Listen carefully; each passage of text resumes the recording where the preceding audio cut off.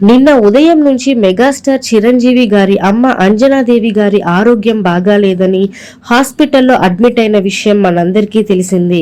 ఈ విషయం గురించి మెగా ఫ్యామిలీ నుంచి ఎలాంటి రెస్పాన్స్ లేకపోవడంతో అందరూ అంజనాదేవి గారి ఆరోగ్యం బాగాలేదని నిజమే అని అనుకున్నారు.